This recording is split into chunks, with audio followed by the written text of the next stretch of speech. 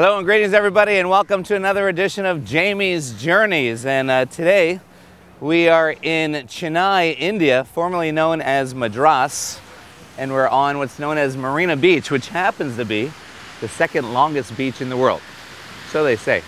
Anyway, today we are on a mission to go down the coast about 60 kilometers to a place called Mahabalipuram. This is a wonderful site to visit because it's a UNESCO heritage site, and it has these hand-cut, stone-carved temples made out of giant boulders that date back to the Pallava South Indian dynasty of the 6th, 7th, and 8th centuries. So we're going to take a little walk along the beach and jump in the car and head on down the coast. So thanks for joining me on another Jamie's Journey.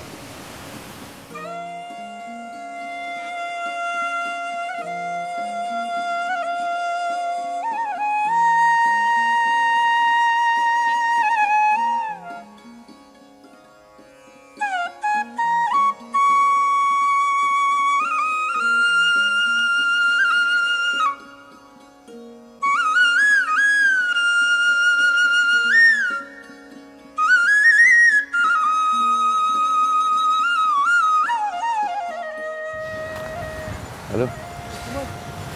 Well, this is it's a colorful place. All the fishermen out mending their nets. I mean, there's several hundred fishermen mending their nets. As you can see, all the boats lined up ready to go back out to sea.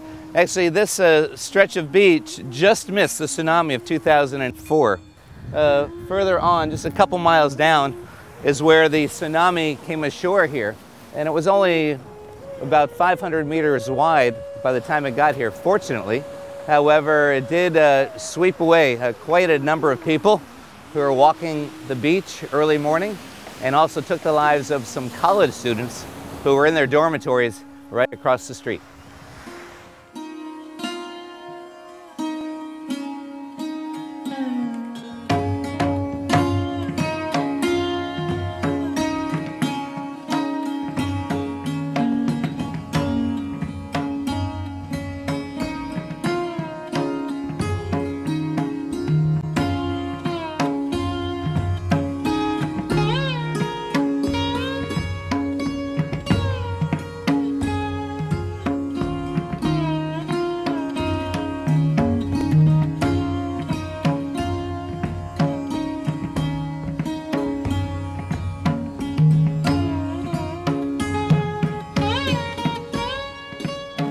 All right, hooray for Baliwood.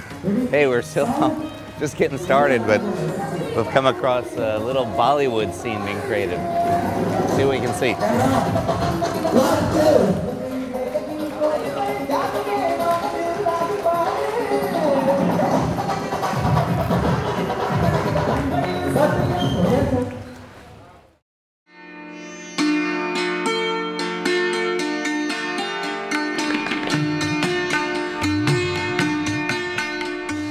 All right, we've now made it down the coast, and I'd say it took us less than 2 hours, and depending on traffic, it could be less, I guess it could be more. Anyway, we've come down to Mahabalipuram, and Mamala means Great Sacrifice Village, and originally this was known as Mahabalipuram, which stood for Great Warrior Village. Now, we are in the area of where King Pavala and his family reigned from the 6th to 8th centuries, and his kingdom reigned from the coast, then west about 65 kilometers. And what we're going to do now, we're going to go in and visit one of the great temples, and it's called the Shoreside Temple.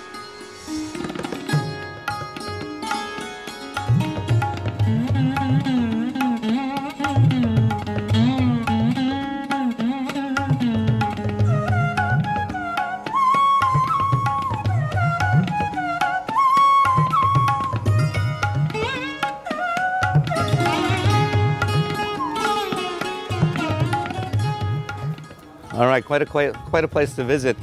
We're here at the Shore Temple. Now, this is one of 7 temples that were erected. This one was built in the 8th century The other 6 of the 7 are gone. They were reclaimed by the sea.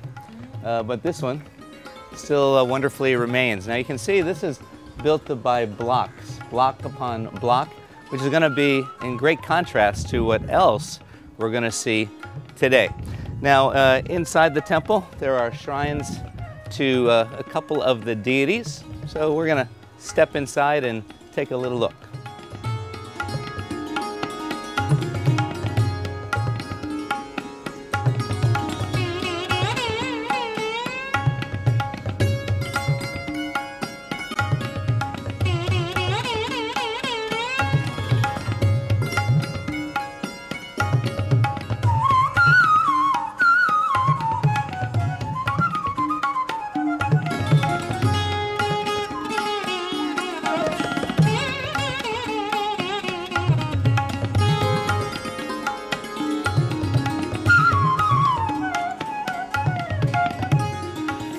All right, we're going to go inside this next shrine, but this is Lord Shiva, who we just saw on the other side of this temple. He is the god of destroyer, and his wife down below, she is the goddess of energy, and he's the destroyer of bad demons, by the way, not good. He takes care of the bad guys. Now also when you look at these blocks, you can see that they had to be held together somehow. And what they did is they collected shells and sand and ground it, mixed it all together, and that created like a mortar which kept these together. Now over the 1,300 years that this has been around, obviously the sea and salt air has, well, the salt air I should say, has eroded part of the images, but now once a year they clean them and they recover them with a protectant to keep it from eroding anymore. Let's take a look inside.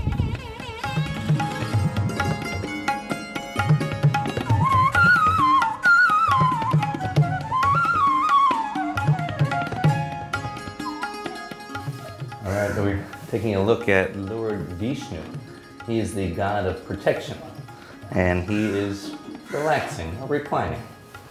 And I imagine it takes a lot of energy to be the god of protection, so he deserves a nap at that lovely little temple here.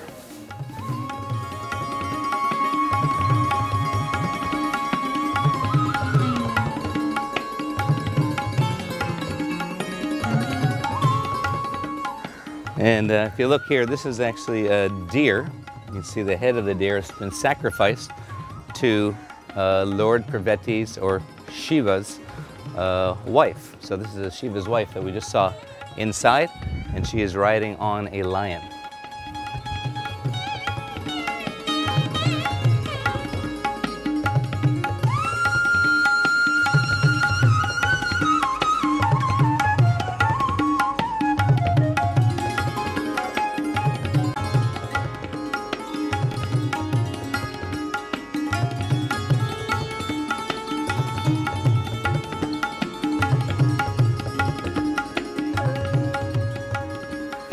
All right, well, I'm just down in the what is known as the sacred well. And the sacred well right now is full of sand, of course. But if you were to dig down just 2 meters, you'll reach fresh spring water. Now, just behind the well itself is a little shrine, but behind the shrine is an animal.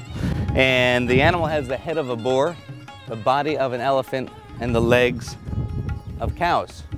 Now, surrounding the shore temple, you'll see 162 bulls. And the number 162 is not significant, but the bull was the transportation of Lord Shiva. So, speaking of transportation, I think it's ready to get back to ours and head on to our next site.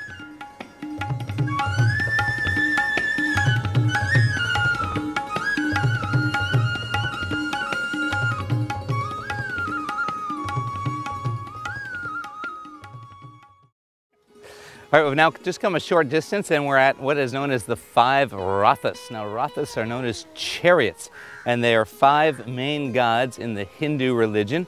And the chariots, there's one for each god. Now, they are all built in the 7th century, and they are built out of one complete piece of stone. So if they were to dig out all the sand, you would find that this rock, these structures behind us, are all made out of one piece of stone carved by hand in the 7th century.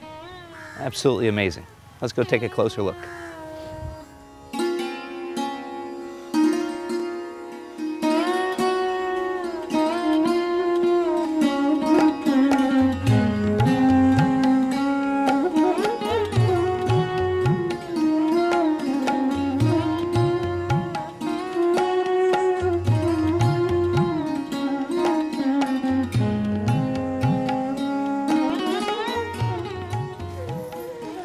All right, this amazing structure took 26 years to build.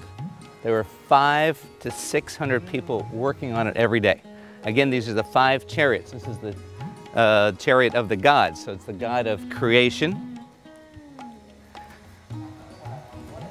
the god of protection, the god of destruction of evil demons, the god or goddess actually of energy, and the son of the mother, the god of good luck.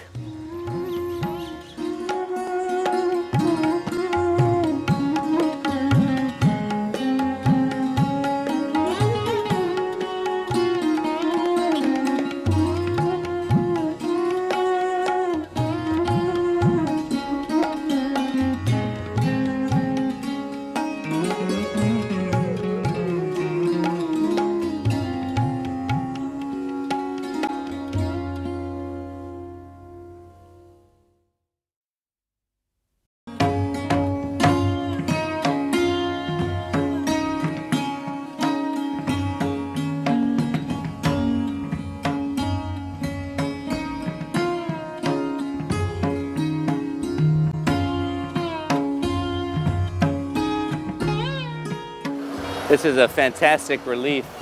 It's actually 45 feet high and 200 feet long. And a lot of explanation could go into deciphering this, and I will not try. But I will tell you that it is one of 2 of the epic stories in the Hindu culture, and it's all displayed here. However, you may see that part of the stone has not been completed, and that's because at the time of the king's death, all work stopped on it, and it was never resumed.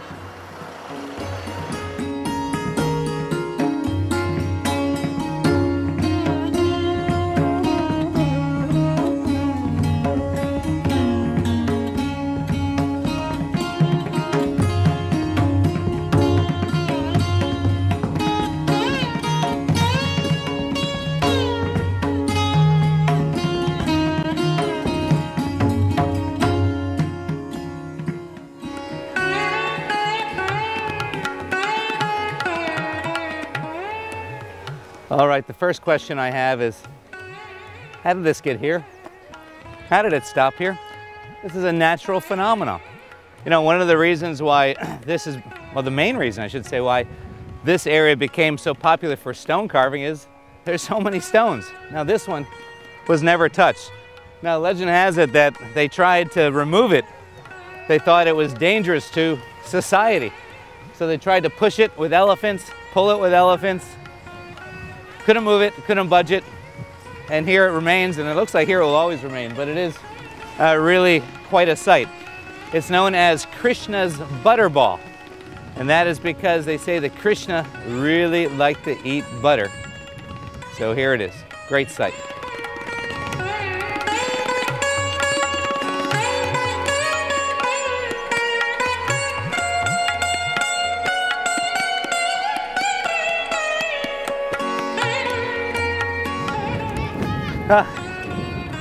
That was fun. How interesting.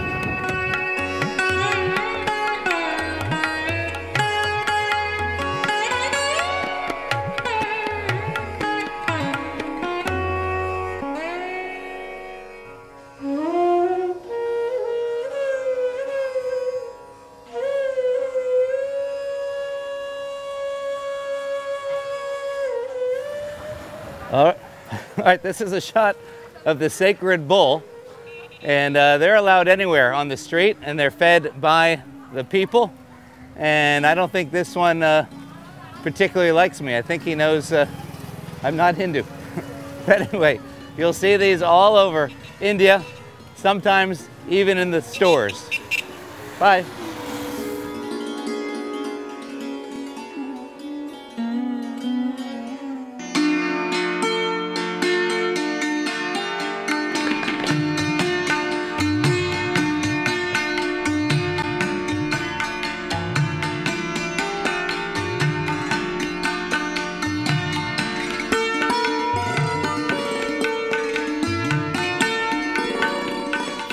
Hey, the state of Tamil Nadu, which is where we are, is known for kind people, generous people, and also known, of course, for its granite.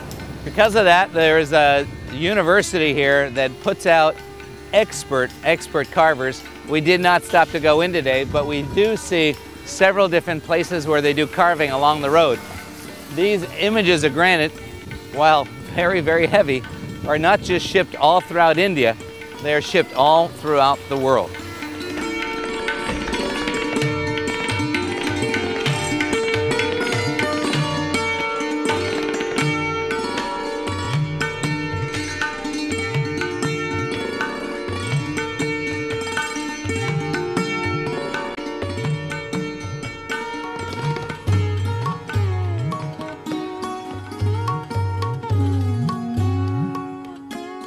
All right, now we've come to the Tiger Temple right along the coast, and this was the king's place for meditation.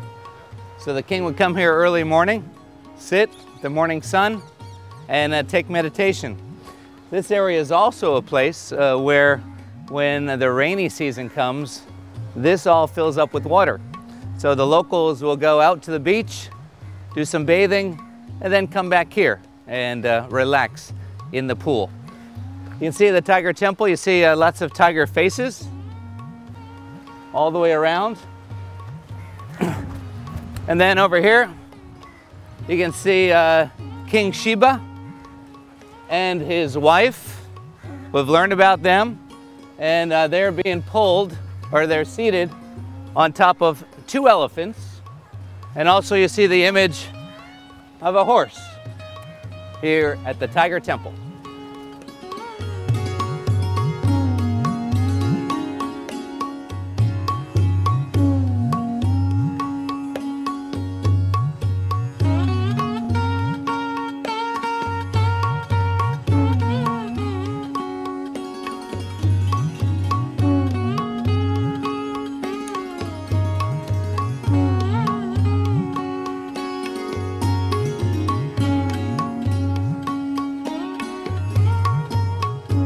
All right, the day of the tsunami in 2004, all up and down the coast of Tamil Nadu, which is the state we are in, about 2,300 people total died as a result of that tsunami. As we showed you, some on the beach in Chennai, but all down and up the coast.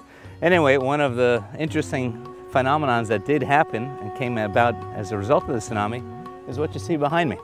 This is a temple that only the top of the rock was shown. You can actually see the little ground line on the rock about halfway up, and only that was exposed. But after the tsunami, it uncovered what we see, or part of what we see behind us here. So there's a whole nother temple foundation that they didn't know even existed in this area. And in a moment, I'm going to introduce you to a man who told me this, and actually the man who was a survivor in this very spot.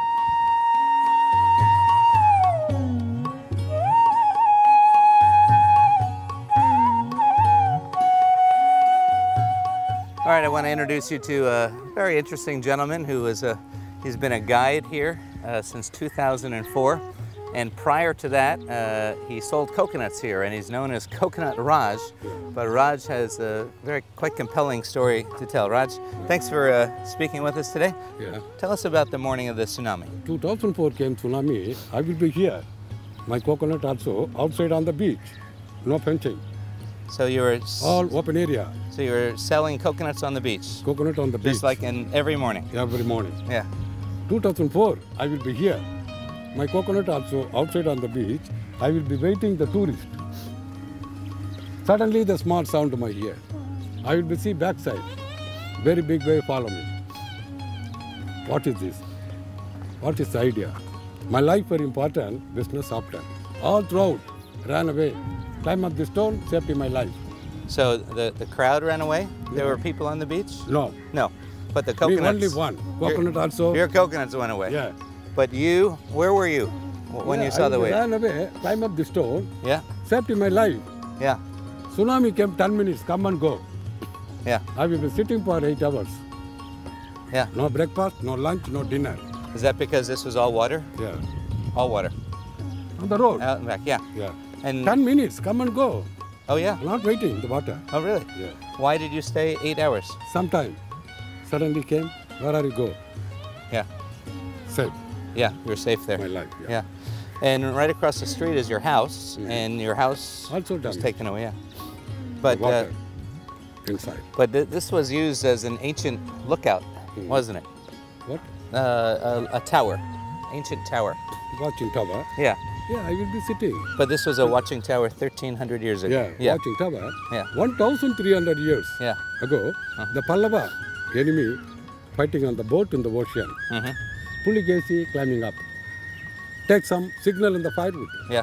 1,300 years ago, no electricity in the world. Right. Only firewood signal. Uh-huh. All the people came to this place. And then part-time work at 11 faces of the tiger. That name Tiger Cave, this name Watching Tower. Uh-huh. Climbing very easy, down very difficult. Yeah. All right. Well, interesting story, and Yeah. Coconut Raj, Thank you, sir. thank goodness Welcome. you were spared Yeah. by the ancient watchtower. Watchtower. Saved his life. Thank you.